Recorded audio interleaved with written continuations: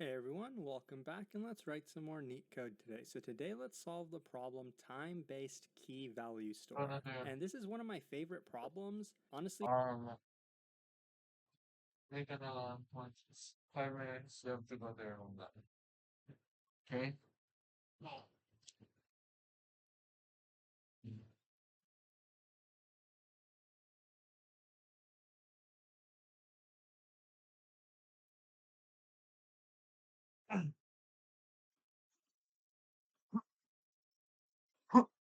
on all of LeetCode, because there's not a lot of fancy tricks involved, you can really logically dig your way through this problem. So you can go ahead and read through this description if you want, but I'm going to go ahead and jump straight into the explanation because I think this is best understood by actually going through an example.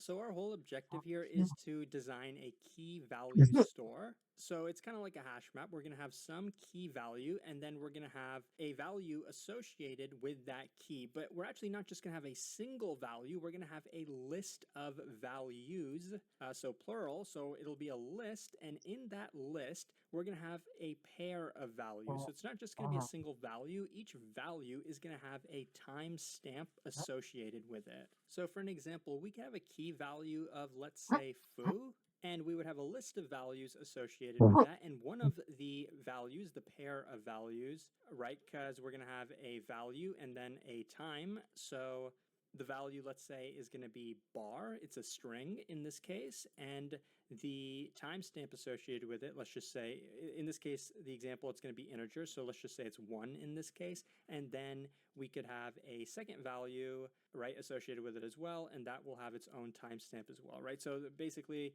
it's going to be a list of values.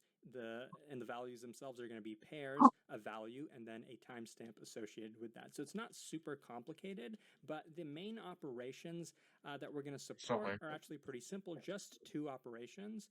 Actually 3 if you count the constructor. So yes, we're going to have a constructor because it's an object that we're designing, a class.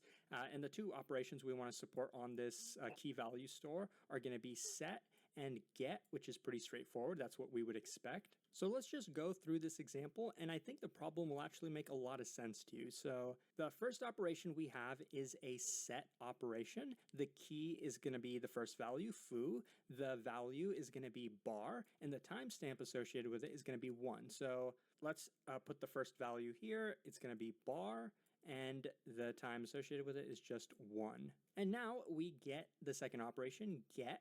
What are we getting? We're getting the key associated with foo. And the second parameter in our get operation is actually going to be the timestamp. So when we do a get operation, normally on a hash map, we just need a key. But in this case, we need 2 values, the key and the timestamp, right? Because we know that for a single key, it's not enough to identify a value, right? Because there could be multiple values over here. We need the timestamp to identify the actual value. In this case, we were given a key value of foo, and we were given a timestamp of 1, right? You can see up above, yeah, it's 1. And by the way, in case I didn't mention, we're actually going to be implementing this entire key value store with a hash map. So the keys are just going to be normal hash map keys, and the value in this hash map is going to be a list of values with this schema, right? The list of values are going to be pairs. So when we use the key in the hash map, we're going to get a list of values, right? In this case, this list only has 1 pair of values. Bar is that value. And remember, we were given a timestamp of 1. So in this list, we're going to basically iterate through the list to find the pair that has a timestamp of 1. In this case, we did find it, right? It does exist. So then we can take this. And the thing I think we're returning, what they ended up returning, so we can return bar. And you can see up above, that's what they ended up returning for this operation. So we did our first get operation. That's great. Now let's do our second get operation. In this case, we're given this pair. We're given the key is going to be foo. So, right, we can go to the same list. And the timestamp is actually 3 in this case. But if you scan through the entire list that we have here, you can see that none of these have a timestamp of 3 associated with them. So what does that mean? Are we just going to return null in this case? No, because remember what we're doing here. We're designing a key value store based on time. So we set this value at time 1. Now it's time 3. So the way this problem wants us to handle the timing is basically if you don't find an exact match in our key value store, then just return the most recent one. So in this case, we're doing the time is 3, right? Just return the most recent one, and by recent, they mean the closest value to 3 that's less than 3. Why? Why ba tayo nagbibilang?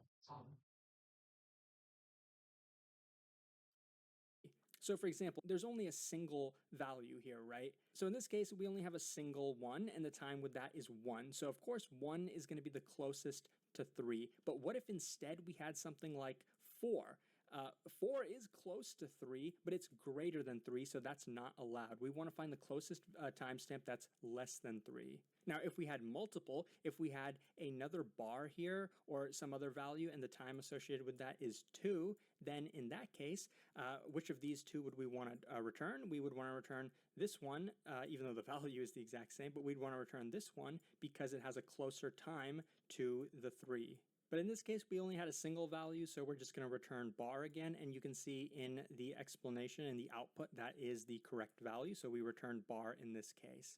Okay, so just cleaning up what we've already done so far, but now we're at a second set operation. The values associated with this set are, well, the key is foo, so same, slot, we're going to go over here, and the value in this case is bar 2, pretty simple, and the time associated with it is 4. So that's the timestamp, bar 2, and the time is 4. And by the way, the set operation that we're doing is always going to be a constant time operation, big O of 1, right? Because finding the key is an O of 1 operation because we're using a hash map. And then, this list of values is going to be a list, and every time we add a value to this list, we're always going to add it to the end of the list. So we can do that in big O of 1 time. So not too bad, but where things get tricky, now that we're done with the second set operation, where things get tricky is when we get to the get operation. So now we're at another get operation. The key is foo and the timestamp is 4. So we're going to go to the same slot here. And then now that we actually have more values, you're probably getting at what the bottleneck is. So in this case, the timestamp is 4. So we want to look in this list, we want to look for an exact match, and if we can't find an exact match, we want to find the closest value that's less than 4. And how exactly are we going to be doing that? If we just do a linear scan through the array, worst case, it's going to be linear time. Now, that's really not that bad, but the question is, can we do any better? Well, obviously, very few algorithms are better than big O of n. One of the algorithms that's better than big O of n is binary search, which we know runs in log n time. That's definitely an improvement over big O of n, but that would require that our values are sorted. But what exactly do these values have to be sorted by? Do they have to be sorted by the value or by the timestamp? Well, since we're searching for an exact match with a timestamp, these have to be sorted by the timestamp. So again, not too bad. What are we supposed to do though? Are we supposed to sort this every single time we want to do a get operation? That's not going to make things any better, because if we have to sort, the time complexity is not going to be log n, and it's not even going to be n either. It's going to be n log n. So that's not an improvement at all. And so this is the part where we kind of have to be smart. Let's go down and read the problem carefully. If you scroll all the way down and read the fine print, you can see that all the timestamps, every time we set a value, the timestamp is going to be in increasing order, strictly in increasing order. So how does this help us? Well, basically, it means if we have a list here and every time we set a value, we just add it to the end of the list, then the list is actually going to be sorted by the timestamp by default. So it's already in sorted order. So that's why we don't have to sort it again. We actually can just run a binary search. That's really good for us. But what if you didn't really read the fine print? Well, the way this problem is set up, I think it's kind of intuitive that if you were in a real interview, the best question would be to ask, every time we set a value, is the timestamp gonna be in ascending order? Because, the way a set operation would work in real life is you would use the current time that, the current time that you're setting the value. And, as most of us know, time really just flows in one direction. So it makes sense that these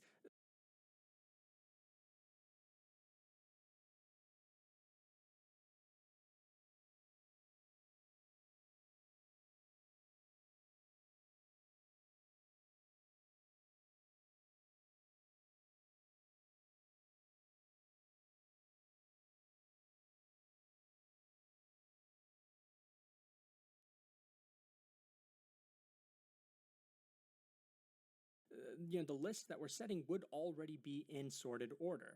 But again, that's kind of why I like this question, because even if you don't read the fine print, you might think to yourself, are the set operations gonna be in sorted order? And that would be a really good question to ask in a real interview. So in this case, we would want to run binary search, which would be log n time. So that just means that the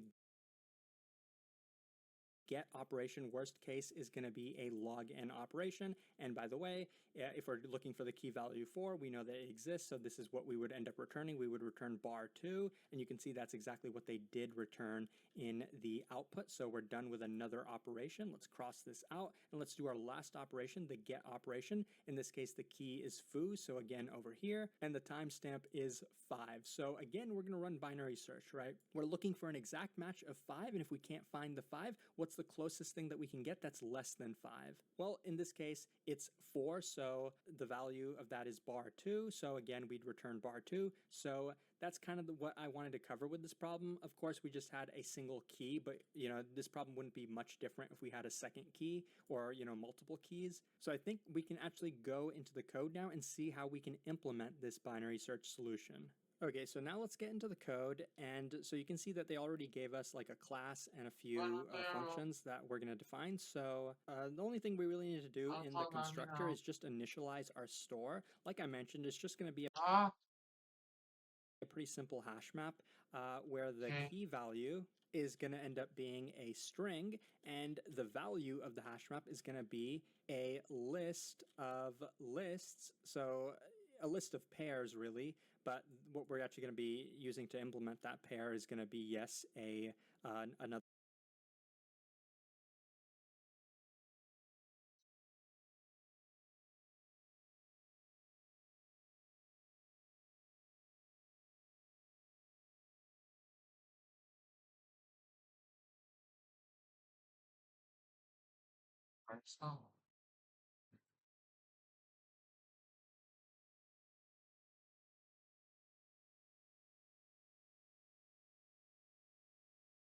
sub.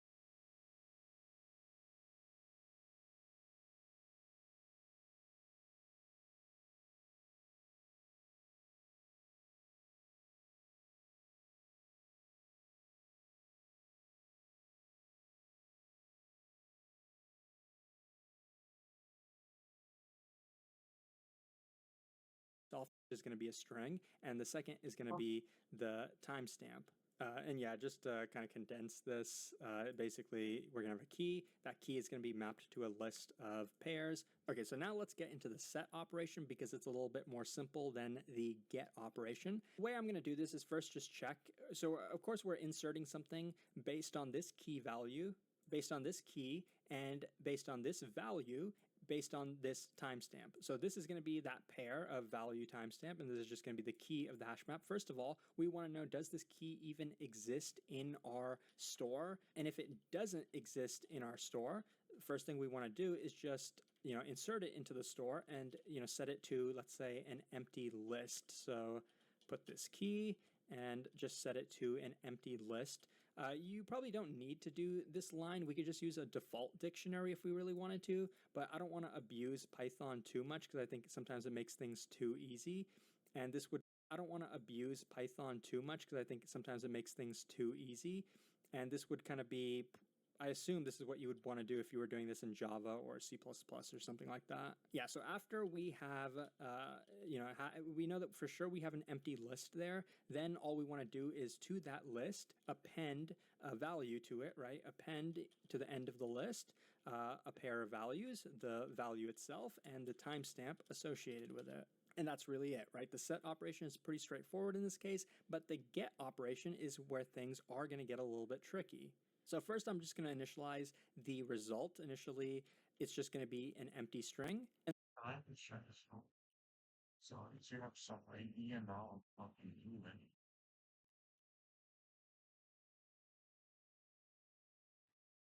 I want to know, did array minus, this is our list.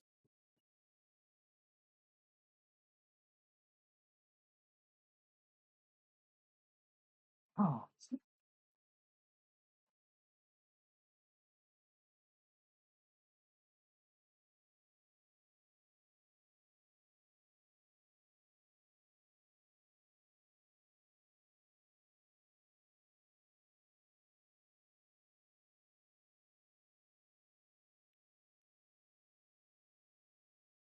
Hey everyone, if you want to practice,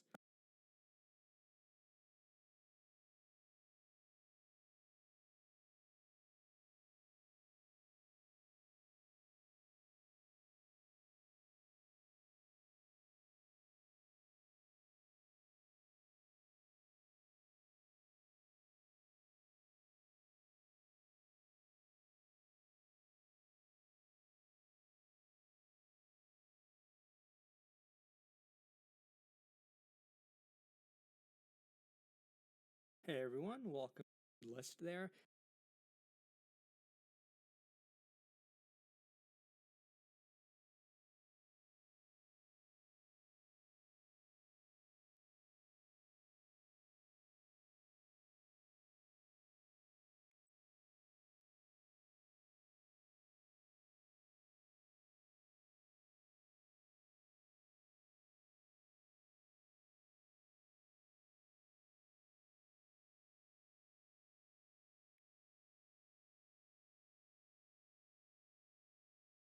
Hey everyone, we are going to run, right? Append to the end of the list a pair of values, the value itself, and the timestamp associated with it.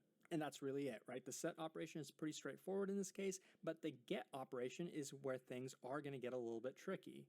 So first I'm just going to initialize the result. Initially, it's just going to be an empty string. And the reason I'm doing this is because if this key doesn't even exist in the store itself, then this is what they want us to return. They just want us to return an empty string. That's why I'm initializing it this way. And the next thing we want to do is actually check what that list of values actually is. So let's go to our store and run the get operation. The reason I'm using the get is because if we find a match, it'll return that list. If it doesn't find a match with this key, by default, we can tell it to just return an empty list. Yeah, so this is our list of values. And now is when we actually want to run the binary search. And then after we run the binary search, we're going to end up returning whatever the result happens to be. As you may know, binary search has usually 2 pointers, a left and right pointer. I have solved a variety of binary search problems on this channel. I even have a binary search playlist if you want to practice. But yeah, so let's set the left and let's get the length of the array -1 is going to be our right pointer. And basically, while the left pointer hasn't crossed the right pointer, we are going to run the binary search. Left and right, the timestamp, and they are by default, we can tell it to just return an empty list. Yeah, so this is our list of values. And now is when we actually find a match with this key. By default, we can tell it to just return an empty list. Yeah, so this is our list of values. And now empty list. Yeah, so this is our list of values. And now is when we actually want to run the binary search. And then after we run the binary search, we're going to end up returning whatever the result happens to be. As you may know, binary search has usually 2 pointers, a left and right pointer. I have solved a variety of binary search problems on this channel. I even have a binary search playlist if you want to practice. But yeah, so let's set the left and let's get the length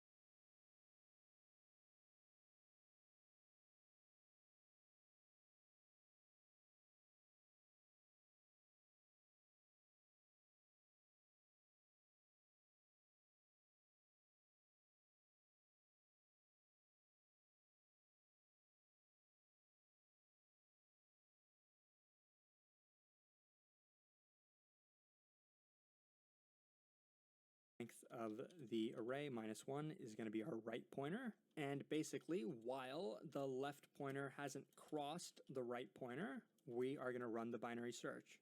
Actually, it should be equal if we want to make sure to get the last value, but yeah, so we have a left and right pointer, and usually we want to look at the middle value, so we can just take left plus right, divide it by 2.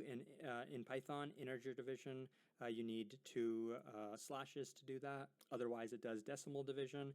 And then we just want to know, did we find the result or not? Well, if we found it, let's check in our values at index m, and we know this is going to be a pair of values. We want to look at the timestamp, which is the second value up above, right? You can see even in the comments, we said that the second value is the timestamp, so we can go to index 1. If this is equal to the timestamp that we're searching for, which was an input parameter to this function called timestamp, that we're searching for, which was an input parameter to this function called timestamp.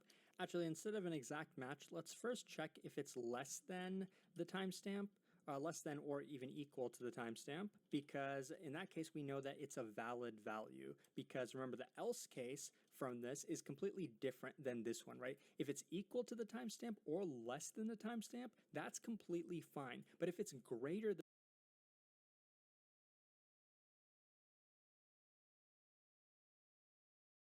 the timestamp, that value is not allowed. So we are going to be handling these 2 cases a little bit differently. So with most binary search, if we know that this is less than the timestamp, what would we want to do? We would want to say, the way we'd want to update the pointer is to set left equal to mid plus 1, because we want to search to the right portion if it was less than the result. But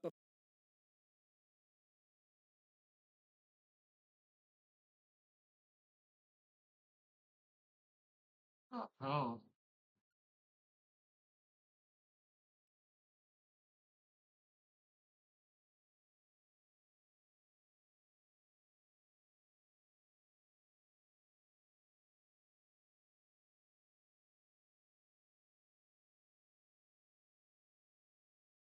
before we do that even, we want to say the result so far at this point, right? Since this is a valid value and this is the closest value we have seen so far, we are going to set the result Hey, equal go to to the values. Why? Sad. Sad. Why are you sad? You're sad. Go na then. Go na to mommy. Okay. So you sleep now. Come on. Okay. is, basically the value at index m. And then this is going to be index 0, right? Because this is the closest we have seen so far. And then we'll use basically the value at index m. And then this is going to be index 0, right? Because this is the closest we have seen so far. That's how this binary search is going to work. This is the closest we've seen so far. Now let's go to the next iteration of the loop and then see if we got any closer to the result. But the else case is going to be, the else case is going to be the opposite. Here, all we're going to do is update the pointer. If the value was too big, it was greater than the timestamp, which is what the else case is, we would want to update the right pointer, set it to mid -1, and then that's just how we're going to be searching. But we're not going to assign the result here because this is an invalid value. We cannot assign it to the result. Technically, this isn't as optimized as it could be because, in this equals, in the first case, if we even find the exact match to the timestamp, we're not even returning, right? We're still continuing the binary search, which is kind of suboptimal, but it doesn't change the overall time complexity. It's still log n, and in this case, I kind of prefer the concise code, so I'm going to leave it as it is because we are actually done with the function. After this binary search is over, we're going to go ahead and return the result, whether it's an empty string or whether we actually found the correct value, the closest value to that timestamp. That's the entire code. Let's run it to make sure that it works. And as you can see on the left, yes, it does work and it's pretty efficient. Probably could be a little bit more efficient if we actually returned when we find the value, but that's okay. I hope that this was helpful. If it was, please like and subscribe. It really supports the channel a lot. Consider checking out my Patreon where you can further support the channel, and hopefully I'll see you pretty soon. Thanks for watching.